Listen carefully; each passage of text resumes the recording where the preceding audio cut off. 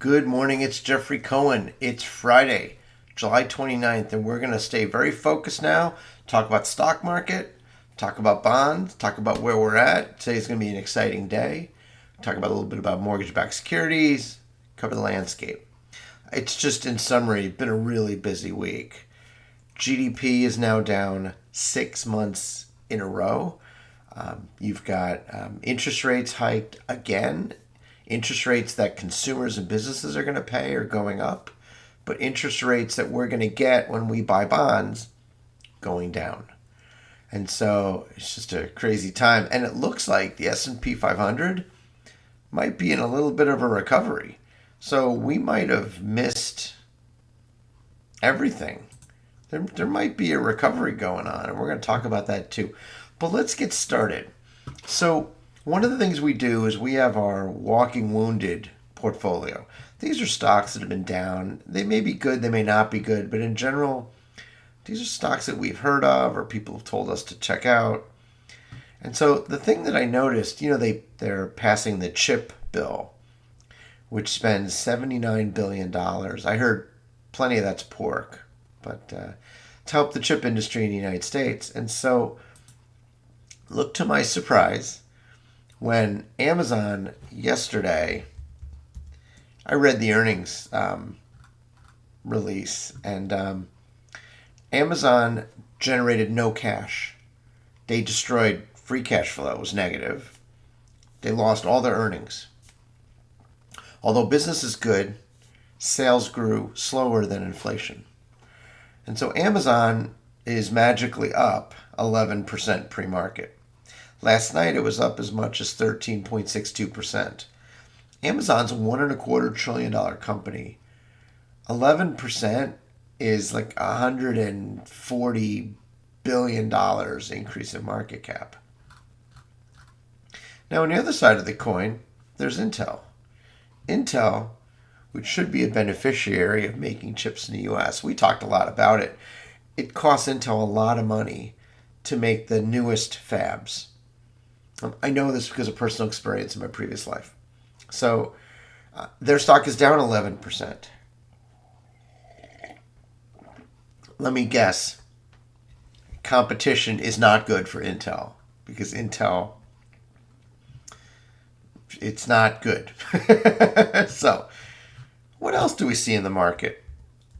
I like to look at the pre-markets, right, and see what's going on. Let's look, and I'm trying not to show you stocks that I own because this is not about pump and dump, Jeffrey. So BlackRock is down pre-market. Must have been earnings related. Ares Management is up. That doesn't tell us much. But so general money managers are up. Coal's up pre-market. Specialty retail and furniture. We just found out that people aren't shopping, that they're saving.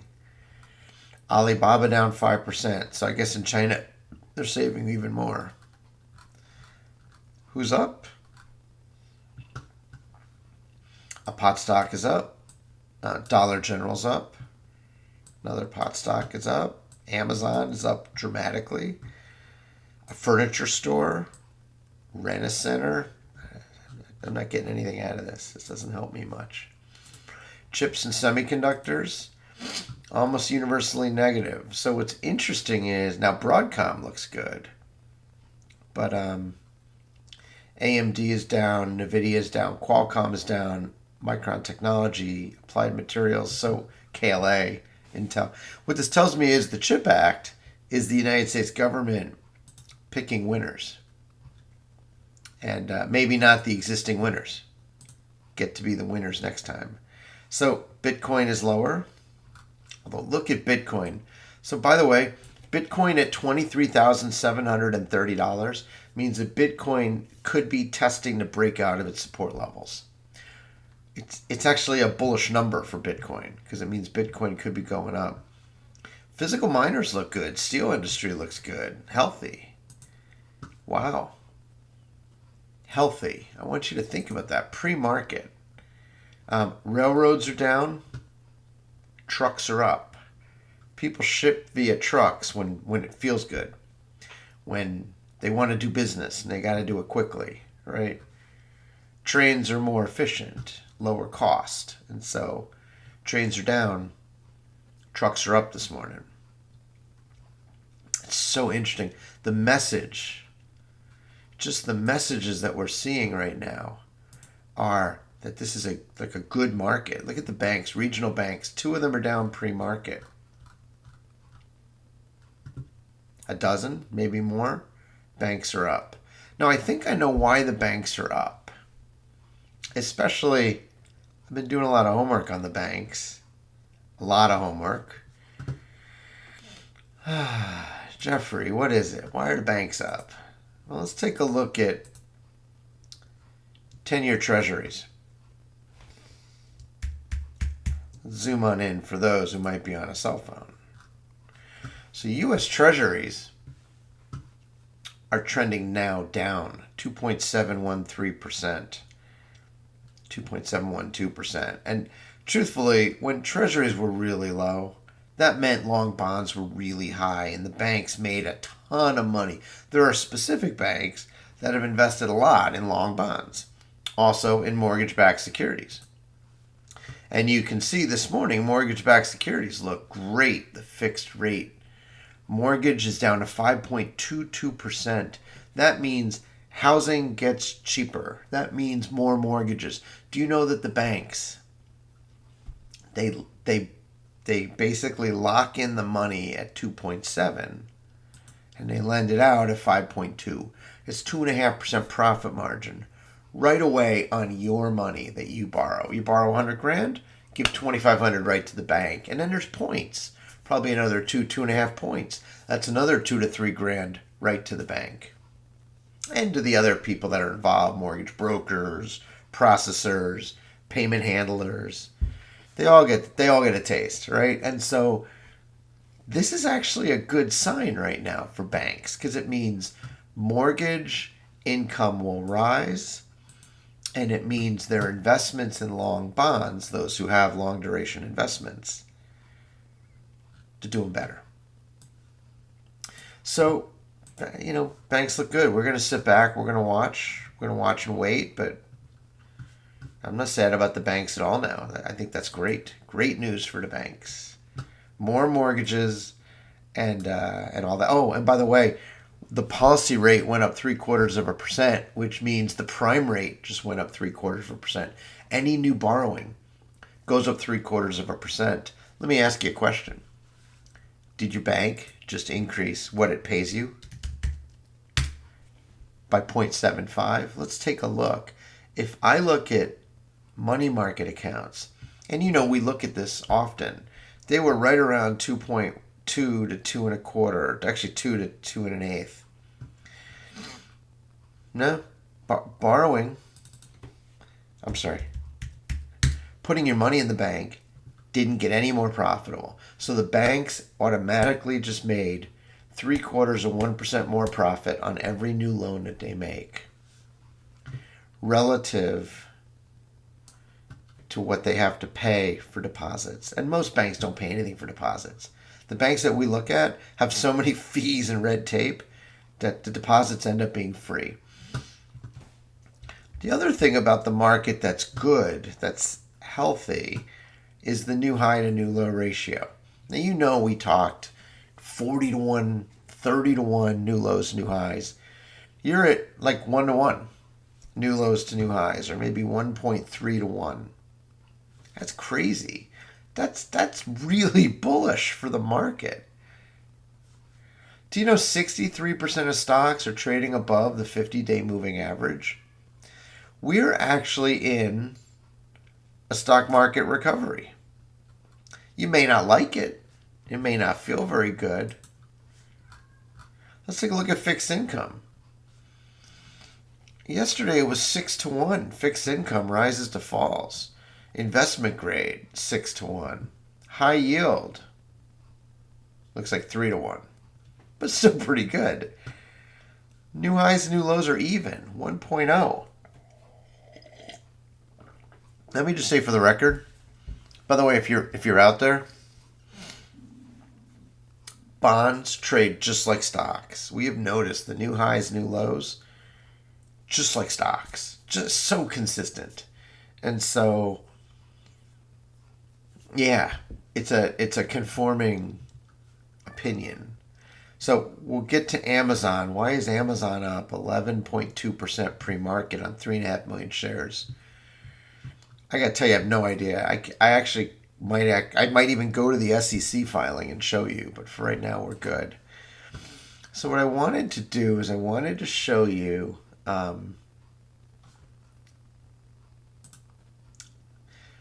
Let's do it. Most of you are here for the stocks.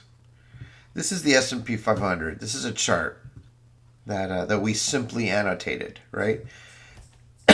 So in 2021, the S&P 500 continued to rise with a couple of these little hiccups. They always said buy the dip, right? Buy the dip, buy the dip. Boom, boom, boom. Well, right now, if you would have bought the last two dips in the S&P 500, you'd be up off the last two dips. It's interesting, right? So the market entered a weakness, right? It really peaked out right there in January is when it just dropped, right, on high volume. It rose on lower volume in January, right before January. Unfortunately, we lost a lot of money right here. This was our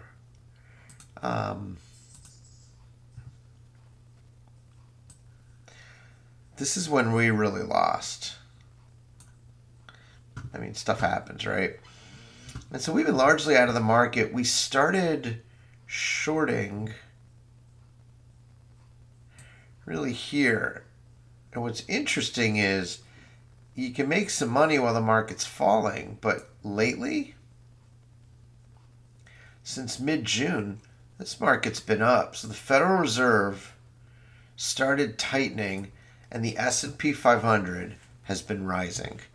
And maybe it's because people now have confidence that our government is moving us in the right direction, that we're fixing the problem. It could be that. But I find it odd that, we've been in a recession for 6 months. So for the 6 months that the GDP has been falling, the stock market's been falling. Stock market is a really good way to predict kind of where the economy's going. They say it's 6 to 9 months in advance. And so it could be what we're hearing. It could be. Hypothesis number one, that the recession's over. Life is good, right? We're all going to go out. We're all going to spend all our money. We're all going to get great jobs, and we're all just going to, it's going to be terrific, right? We're going to make America great again. But the other option is that this rise right here is similar to this rise and this rise. And so this rise was a pretty nice size rise. This thing went from about 4,100 to 4,600. That's a 10 or 15% rise. This rise went, let's play it from here, 4,300 to 4,600. That's like 8%. This rise, 3,900 to 42%, about 8%. This rise is actually bigger, 3,700 to 4,100. It's about 11, 12%. So you're seeing a lot of little rallies, right? Now, the falls are fast, so you got to be really prepared. This fall from 4,800 to 4,300, 12% in like a week or two. This one from 4,150 to 3,750. It's like 10%. It's really fast. Looks like it's in like 3 or 4 trading days. And so, I don't know. All I know is we're outside a channel, right? It's not a direct free fall anymore. And so I think people see that now. It's not so easy. By the way, it's not easy to make money in a stock market. And so if it was, we'd all be rich, right? But look at that. Look at that. It just broke right out of the channel. That recovery, this recovery, if I draw a line from here to here, I mean, that looks almost straight up. Look at that. So, I'm not sure.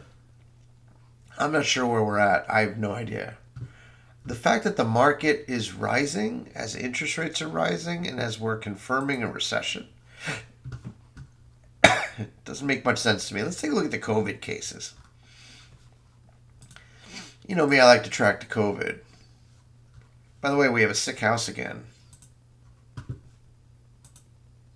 I don't know if it's COVID or not, but we went out. We went out, saw Florida Georgia line at Country Fest. I went to the Republican convention afterwards, and my wife was telling me the math. So we think we caught something at Country Thunder, and then 3 days later, while I still felt great, I went and I met with the entire Republican Party leadership in Lake County. And I sure hope I didn't give them all to COVID. Who knows, right? But it is what it is, right? You're gonna pay to play, right? Politics. You're gonna maybe to get to COVID. So hospital admissions are at 6,300, and 7-day moving average cases are at 126,000. So this continues to grow. We're continuing to see the COVID back in our system. So it's interesting. So I think today markets look like they're going to rise. The S&P futures are up. Let's look at what FinViz says. I always like their chart. I think it's pretty, right? And hopefully I don't have the COVID. I know I got a cold, whatever that looks like. So dollar's weaker, euro's stronger. Great British pound is on an upswing. Japanese yen is on an upswing. Looks better, looks healthier. Canadian dollar, it's actually getting stronger as well. So the dollar's weakening because I think Europe and everyone else sees you can flight to safety to the U.S. all you want, but we're not immune, right?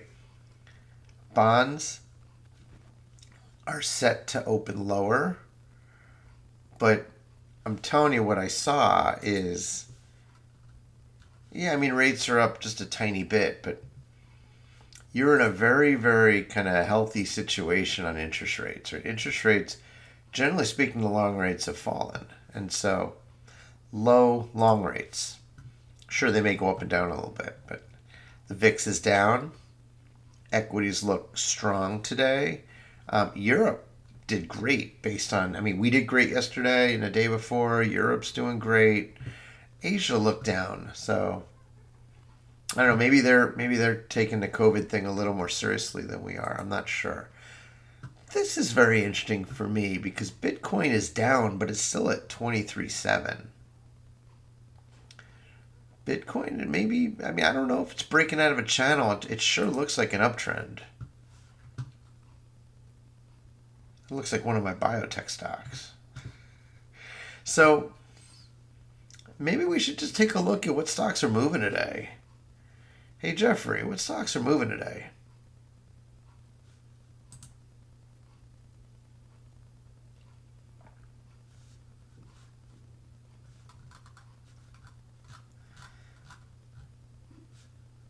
We just did that. We looked at the banks, right? The banks were pretty mixed. I don't know. Maybe we just call it. Maybe we just say, you know what? I don't know what the market's going to do today. Looks stronger. Looks like we might not be in a downturn anymore. You know what? But here's the thing. So get rid of all this noise in the system, right? Let's get rid of all this noise in the system. So the market looks great. Everything's great. Let me show you what the model says, because I think this is important, right? So these are the individual stocks that score the best from the Chicago Quantum Net Score. We've been doing a lot of deep analysis. What you just saw there was the fluff. So let's dig in a little. So this is the up run. So at least I'll give you the color. Freeze the headers.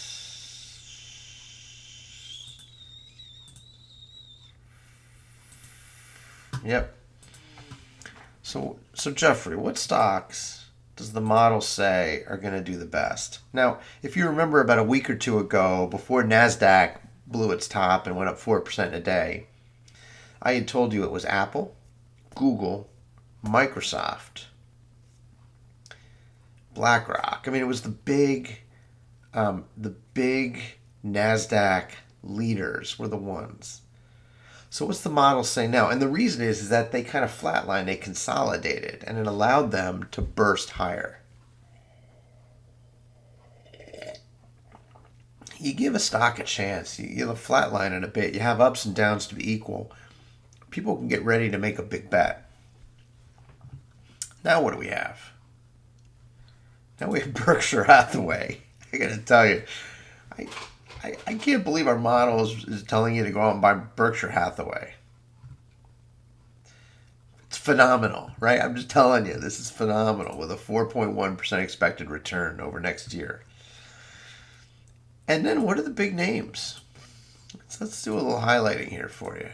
What are the big names that you would recognize? McDonald's, Pepsi.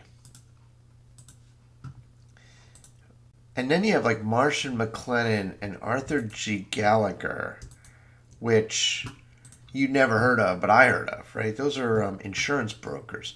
You have utility companies.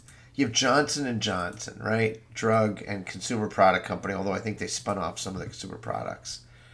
Coca-Cola, Honeywell, the Cintas people, Lowe's, Go Gamble, Illinois Tool Works, Mondelez. So Lincoln Electric Holdings. Oh my God, you're going to see Illinois Tool Works in here, I bet. Is there Illinois Tool Works? Oh, there it is, Illinois Tool Works. Yum Brands, Paychex. So this is like regular Main Street economy, consumer, and then some weird names I don't know about. Procter & Gamble, okay? So hopefully I've made my Bristol-Myers squib. And the NASDAQ, which is kind of interesting, Abbott, ADP. So I don't see any tech stocks in here now. I think the tech stocks all blew it out. They blew it out and made their money. And now this is consumer. This is consumers. This is discretionary consumer spending, right? Going and buying Coca-Cola and Pepsi and McDonald's and sweets, Mondelez, right? And then it's business to business, big industrial stuff. Honeywell, Mondelez, Lincoln Electric, Illinois Tool Works. And then maybe insurance, something. Not the insurers themselves, but Aflac does supplemental insurance. By the way, we don't see any banks in here. That's important for you to know. We see Arthur G. Gallagher, Marsh & McLennan. And so it's a whole different perspective on what the model is suggesting that could pop. So, I mean, we can look at consumer, but that's interesting, okay? It's very interesting. What are the worst stocks? Let's go to the very bottom. Sometimes that's interesting. So the worst stocks are stocks, of course, that generally we haven't heard of, right? These are all weird names. You're probably short a lot of these names, right?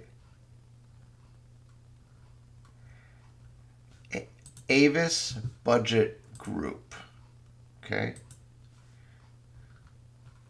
Urban One. We know Urban One. I'm not surprised to see it towards the bottom of the list. Gambling.com. Peabody Energy. Everyone loves coal these days. No, they don't. It's just it's like buying a lottery ticket, right? Depends on whether our president farts or not.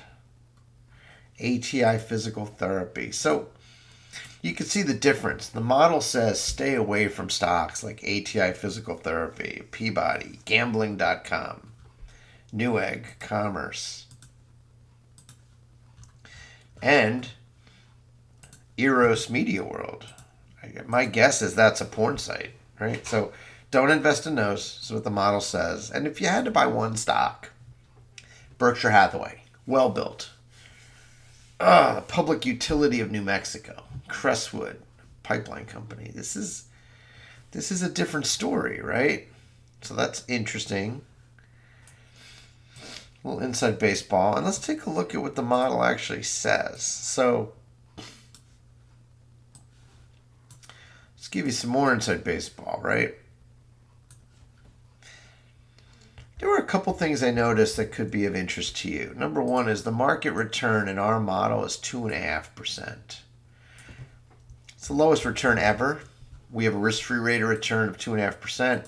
What's interesting is the S&P 500 is starting to recover. And by the way, all of them, the Russell, the QQQ, they're all recovering their losses.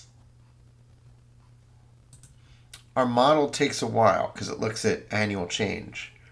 But if you look at the last month, I mean, these indices are up dramatically. That's number one. Number two, we pull out all of the global companies from our model, from our uprun, because global companies tend to be more volatile and they fall faster. This is anecdotal, but it's true. We see it. We've seen it for a long time. So take a look. You've got new listings. So roughly speaking, it's about 2,000 stocks, right? So you have China, Gambling.com Ireland, Israel, China, Italy. So that's 6 new stocks in just a couple of days listed, that have been trading for a year that showed up in our model. They either didn't show up in our model because they didn't make validation, or maybe they just traded yesterday and they didn't trade, whatever. Something happened and now they're in, right? We also lowered our market cap limits. We actually removed our market cap limits. I didn't want to punish stocks that have fallen. And so, interesting. 6 new stocks from foreign countries. 7, Cayman Islands. 8, Brazil. 8 new stocks out of 2,000. The variance is flat, right? So the variance has kind of flattened off for individual stocks. And then again, here's the list that you would have seen. And so, it's just so interesting. It's so interesting. Without giving you a lot more to chew on. For right now, I just, maybe there's something else I'll give you. For those who like beta, some people like to talk about beta.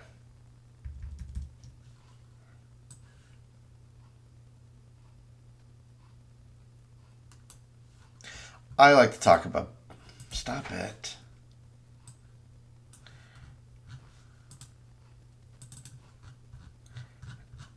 I'm sorry. Just give me a moment. I'll get to it. There's just a lot of data we produce every day for our clients. So stocks with beta values outside data validation range. There's a lot of ETFs. You can buy a lot of synthetic negative beta. And if you know what that means, that's awesome. But if we look, there's only really 2 stocks. There's Pluri, Inc., and there's Chesapeake Utilities Corp., which is a weird anomalous stock and may have data issues. So Pluri, PLUR. What's going on with PLUR? I'm pulling it up so I can show it to you.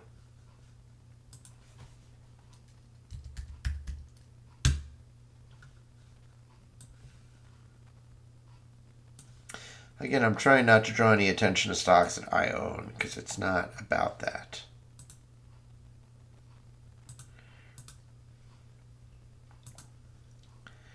We'll look at it over a year. So this is a stock that has fallen, and ultimately it's been falling fast at a time when the S&P rose, which is why we have negative beta. Okay, that makes sense. So Pluri has a negative beta because it's a bad stock. It's falling when everything else is rising. Everything else is synthetic. VIX, short term, ultra short term VIX, US dollar index, small cap bear, ultra short, QQQ triple, gold. Okay. How about dividends? Everyone likes a good dividend. Let's look at stocks that paid a good dividend. Now, Shenandoah gave a big dividend because it sold things off, but VMware, RMR, CTO Realty, Q-Rate Retail paid a huge dividend, had a fire in their big warehouse, and everything's not doing well, and the stock dropped like crazy. But if you looked at last year's dividend versus the last year's stock price, which is down, it's a 19% dividend. I don't invest that way, but just lots of stocks with big dividends. I mean, you could probably cherry pick your way through some of these. Anytime it says LP, limited partnership, typically they have to pay out their money, right? And then you also take their earnings and their costs and all of that on your own taxes. So before you buy an LP, make sure you understand the impact on your taxes. So it's pretty important. So, and if we go back, I think the thing that was important to share was the S&P 500 variance is flat. The US stock market variance is flat on stocks that made a profit. And the expected return on the market is, variance of the down run is the same as well. So it's interesting. We're kind of flattening out. So where do I want to leave you? Let's leave you with this thought.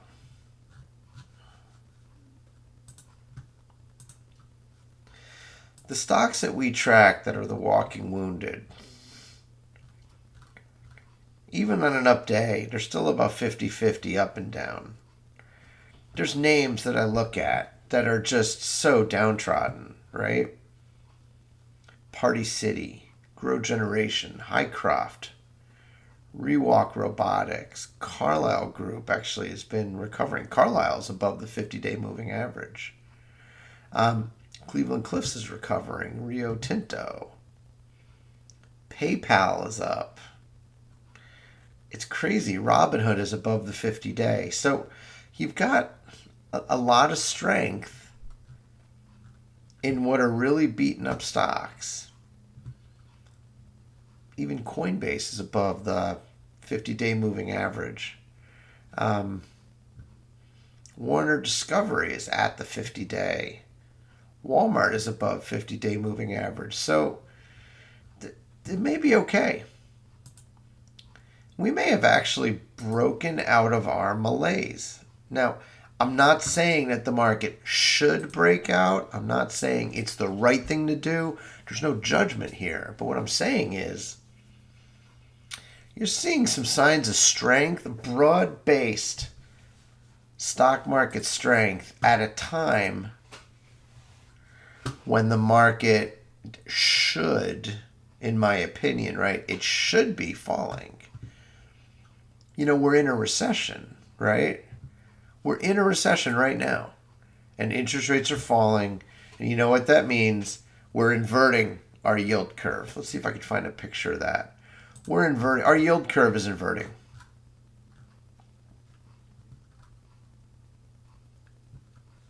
Treasury yield. It's up, it's down, it's up.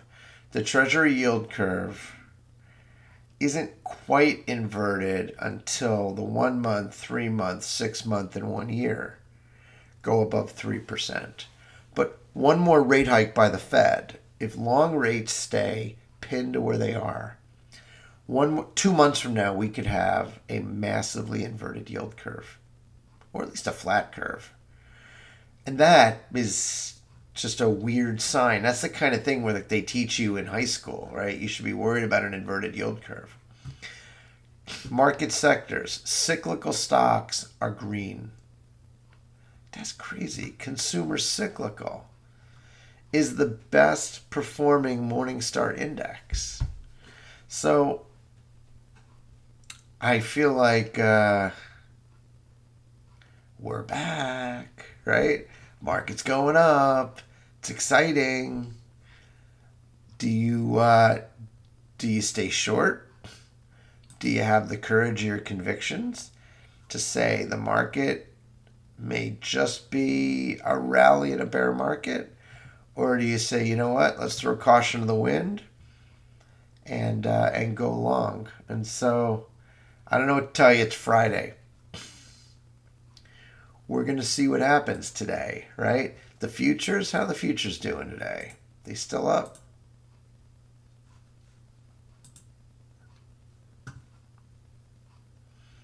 Not by much, but they're up, right?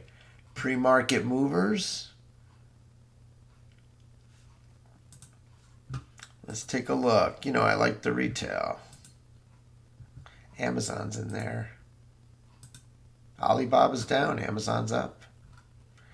Everything else isn't moving that much. So there's not a lot of high conviction plays right now, right? It's not like yesterday and day before. So good luck today.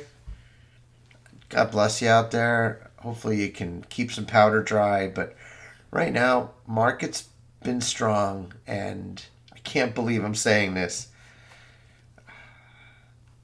The market is saying maybe the recession is behind us. And so I'm not sure. Good luck today. Take care.